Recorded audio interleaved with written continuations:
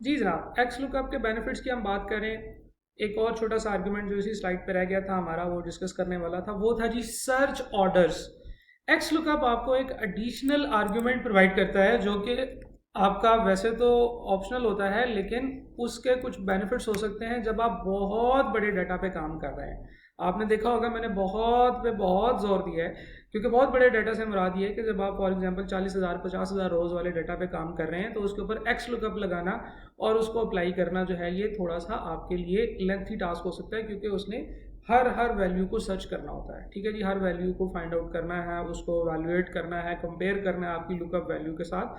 तो this can be troublesome, खासतौर पे कुछ कंप्यूटर्स के लिए ये थोड़ा मुश्किल हो सकता है। वैसे तो खैर आजकल हमारे पास इतने फास्ट कंप्यूटर्स आ गए हैं कि हमें एक्सेल की जो हम लोग जो फंक्शन लगा के इसके साथ ज़्यादतियाँ करते हैं कि यार ये काम करो, वो हमें फील ही नहीं होती, क्योंकि वो सारे काम कर लेता है। लेकिन फिर भी हम ज़रा अगर इसको समझने की कोशिश करें तो हमारे लिए एक आर्ग्यूमेंट होता है जी जिसे हम कहते हैं सर्च आर्ग्यूमेंट या सर्च मोड। चार आर्ग्यूमेंट्स होते हैं सर्च करने के। ये सर्च की डायरेक्शंस को बताते हैं कि हमने जब वैल्यू सर्च करनी है तो किधर से करनी है। वी लुकअप क्या करता था, अगर आपके पास एक टेबल है तो वो क्या करता था, पहले टेबल को शुरू करता था, सबसे पहला सेल पकड़ा उसको वैल्यूएट किया, फिर दूसरा पकड़ा उसको वैल्यूएट किया, तीसरा पकड़ा उसको वैल्यूएट किया, चौथा पांचवा छठा एंड सो ऑन। तो फर्ज करेंगे अगर आपके पास 30,000 रोज हैं और आपका जो डाटा जो आपने सर्च करना है वो बिल्कुल एंड पे है, तो उसको सर्च करने के लिए उसको पूरी 30,000 रोज को इवेल्युएट करना पड़ता था। ठीक है जी। तो उसके अलावा उसमें और कोई डायरेक्शन नहीं थी। लेकिन एक्स लुकअप के अंदर आपको सर्च मोड की ऑप्शन मिलती है कि आप किस ऑर्डर से सर्च करें। तो सबसे पहला ऑर्डर है सर्च फर्स्ट टू लास्ट, यानी कि वी लुकअप जो है वो basically first to last search करता था। लेकिन एक्स लुकअप जो है उसके अंदर कुछ और ऑप्शंस भी हैं, यानी कि वन भी है ना, उसके अलावा -1 है, यानी कि लास्ट टू फर्स्ट। ये तब हो सकता है जब आपके पास डाटा आता है सिस्टम के अंदर, टेबल्स के अंदर, और वो नीचे ऐड होता चला जाता है। अक्सर औकात ऐसी एक्सेल की शीट्स होती हैं जो कंप्यूटर सिस्टम्स के साथ अटैच होती हैं। कंप्यूटर से MIS यानी कि आपकी जो इन्फॉर्मेशन सिस्टम है उससे जो रिपोर्ट आती है, जो डाटा आता है, वो ऑटोमेटिकली रोज में नीचे ऐड होता चला जाता है। और आपको बिल्कुल लेटेस्ट दिन की रिपोर्ट चाहिए, ऊपर 50,000 रोज ऐड हो चुकी हैं पिछले पूरे साल की, और 15 रोज का डाटा मजीद नीचे आया है, और अब आप आज की रिपोर्ट जनरेट करना चाहते हैं। तो आप आज की रिपोर्ट जनरेट करेंगे तो आपका डाटा पूरी 15,000 रोज को फॉलो करेगा एक्सेल, फिर उसके बाद सर्च करेगा। तो आपको अगर लगता है कि आपने तो नीचे से ही सर्चिंग कर आपने नीचे से सर्च करनी है, तो फिर आप बेहतर ये है कि आप इसको सर्च को लास्ट टू फर्स्ट करें। आपके आंसर पे से कोई फर्क नहीं पड़ेगा, जब बहुत बड़ा डाटा होगा तो उसमें आपको इसका बेनिफिट होगा। ठीक है जी। फिर टू से मुराद है असेंडिंग ऑर्डर में सॉर्ट किया हुआ डाटा, उसको सर्च किया जाए। डिसेंडिंग ऑर्डर में सॉर्ट किया हुआ डाटा जो है उसको सर्च करने के लिए -2 है। तो यानी कि अगर आपका डाटा में कोई असेंडिंग या डिसेंडिंग ऑर्डर है तो आप अपनी सर्च को मजीद फास्ट बना सकते हैं। तो ये जो चार ऑप्शंस हैं, ये जो चार आर्ग्यूमेंट्स हैं, आर्ग्यूमेंट्स की चार टाइप्स हैं, इनके अंदर आपको बेसिकली आसानी होती है बहुत बड़े डाटा में सर्च करने में। ये वक्त बचाते हैं, इनका आंसर पे कोई फर्क नहीं पड़ता। आंसर जो है वही आएगा, आंसर गलत नहीं आएगा या आंसर चेंज नहीं होगा। ये सिर्फ आपका वक्त बचाएंगे या वक्त जो है वो ज़ाया करेंगे अगर आप गलत आर्गुमेंट लगाएंगे। तो अपने डाटा की बेसिस के ऊपर आप उसमें डिफरेंट टाइप की आर्गुमेंट्स ये भी लगा सकते हैं ताकि आप आसानी से उसके अंदर जो है वो सर्च कर सकें। तो ये था जनाब छोटा सा एक्स लुकअप का एक और फजीलत, एक्स लुकअप का एक और बेनिफिट। तो हम लोग एक्स लुकअप की फजीलत बयान कर रहे हैं, तो उसमें हमने डिफरेंट टाइप के आर्गुमेंट्स देखे हैं। तो 3 डिफरेंट ऑप्शनल आर्गुमेंट्स हैं एक्स लुकअप के फंक्शन के अंदर, जिनको हमने एक एक करके डिस्कस कर लिए। मूविंग फॉरवर्ड, एक्स लुकअप का ये जो हम लोगों ने डिस्कस किया है कि इसमें डिफरेंट टाइप के ऑप्शंस हैं, +1 -1। इसको इस्तेमाल करने के लिए हमने एक छोटी सी प्रैक्टिस एग्जांपल बनाई है। आप देखिएगा, आपको मज़ा आएगा इसमें सर्च करने का, आपको जो है वो बेनिफिट होगा। पहले तो एग्जांपल समझते हैं। वही एम्प्लॉइज़ हैं, इनकी नेट सैलरी लिखी हुई है, इनको कुछ परसेंटेज बोनस मिलेगा और बोनस आपने रुपीज़ में कैलकुलेट करना है। ठीक है जी। बेसिकली उसकी नेट सैलरी को आप बोनस की परसेंटेज से मल्टीप्लाई करेंगे तो बोनस मिल जाएगा आपको। और ये बोनस है जनाब, जिन लोगों की सैलरी 0 से लेकर 10,000 तक है उनको 5% का बोनस मिलेगा। जिन लोगों की सैलरी 10,001 से लेकर 20,000 तक है उनको 7% का बोनस मिलेगा। जिन लोगों को 20,001 से लेकर 30,000 तक जिनकी सैलरी है उनको 8% का बोनस मिलेगा, so on and so fourth. 70,000 से ऊपर जितने लोग हैं, वैसे तो कोई भी नहीं है, लेकिन 60 से 70,000 हम लोगों ने कहा है कि जी इनको 12% की सैलरी मिलेगी। आपको याद होगा कि एग्जैक्टली बिल्कुल इसी तरह के हमारे टैक्स रेट्स भी होते हैं। तो आगे एक टैक्स रेट की भी एग्जांपल है, पाकिस्तान के अंदर प्रिवेलिंग इनकम टैक्स रेट जो है उसके ऊपर भी हम लोग एक एग्जांपल करेंगे। तो जनाब ये करना था, तो हम लोग क्या करेंगे, हम कहेंगे देखें अगर सैलरी जो है वो 0 से 10,000 के दरमियान में है तो 5% बोनस लिखे।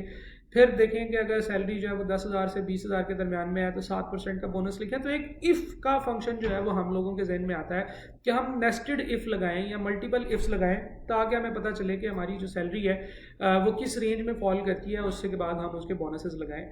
लेकिन ये काम हम एक्स लुकअप के फंक्शन के थ्रू भी कर सकते हैं। ठीक है जी, तो यस आपके जहन में आ रहा होगा कि नेस्टेड इफ लग सकता है, बिल्कुल लगाएं। इफ्स का फंक्शन होता है IFS, जिसमें मल्टीपल कंडीशंस आप ऐड करते हैं, वो वाला फंक्शन भी लग सकता है। लेकिन सबसे ज़्यादा जो बेनिफिशियल बात है वो है एक्स लुकअप, यानी कि अब हम वो चीज़ें डिस्कस करना शुरू हो गए जो मैंने आपको बताया था कि एक्स लुकअप के बहुत सारे बेनिफिट्स हैं एडिशनली। ठीक है, तो फॉर एग्जांपल मैं यहाँ पे इसको लिखना शुरू करता हूँ। मैं कहता हूँ जनाब एक्स लुकअप के बाद लुकअप वैल्यू क्या है, सैलरी, और लुकअप अरे याद कर देखिएगा गौर से। मैं पहले फार्मूला लगाता हूँ फिर आपको बताता हूँ कि लुकअप अरे क्या होगी। ये जनाब लुकअप अरे है यहाँ पे, ठीक है, यानी कि लुकअप अरे के अंदर आपने हायर रेंज ऑफ सैलरी जो है उसको सिलेक्ट करना है। ठीक है जी, फिर वो कहता है रिटर्न अरे। रिटर्न अरे मैं कहता हूँ जनाबे वाला ये है हमारी रिटर्न अरे। ठीक है जी, फिर वो कहता है अच्छा बताएं इफ़ नॉट फाउंड, मैं कहता हूँ नहीं चाहिए। मैच मोड में आ जाएं। मैच मोड में हम अगर एग्जैक्ट मैच लिखेंगे तो हमें क्या करेगा, सोचे ज़रा। अभी थोड़ी देर के लिए जो हम काम कर रहे हैं उससे ज़रा बाहर निकलाएं। अभी तक जो फार्मूला लगाया है वो क्या करेगा, वो 53,757 को सर्च करेगा, और अगर मिल गया तो ठीक, अगर नहीं मिला तो भी वो देखे ना वो कुछ करता है। अगर मैं ऐसे कहता हूँ एग्जैक्ट मैच सर्च करो, मैं 0 लिख देता हूँ ब्रैकेट क्लोज, तो वो तो नॉट अवेलेबल का एरर देगा। क्यों? क्योंकि 53,757 जो है वो इस कॉलम के अंदर नहीं है। लेकिन अगर मैं याद करूं, अगर आप गौर से देखें यहाँ पे ज़रा इंटरेस्टिंग बात होती है, तो एग्जैक्ट मैच की बजाय अगर मैं अप्रॉक्सीमेट मैच लगाऊं और इसे कहूं कि यार अप्रॉक्सीमेटली सर्च कर दो, और अप्रॉक्सीमेट में मैं इसे कहूं कि इससे जो इमीडिएटली अगला नंबर है वो सर्च कर ले। ठीक है, यानी कि 50,000 से इमीडिएटली अगला नंबर क्या है, 60,000। ठीक है, तो वो उसको 60,000 मिल जाएगा, मिल जाएगा।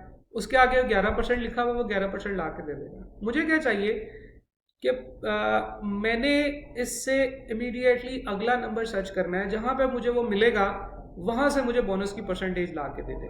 अच्छा, अभी समझ नहीं आएगा, करके देखते हैं। मैं इस फंक्शन को अपडेट करने लगा हूँ जी, और ज़रा गौर से देखिएगा कि 0 की जगह पे, ये जो 0 का आर्ग्यूमेंट है इसकी जगह पे मैं सिर्फ क्या लगा रहा हूँ, 1।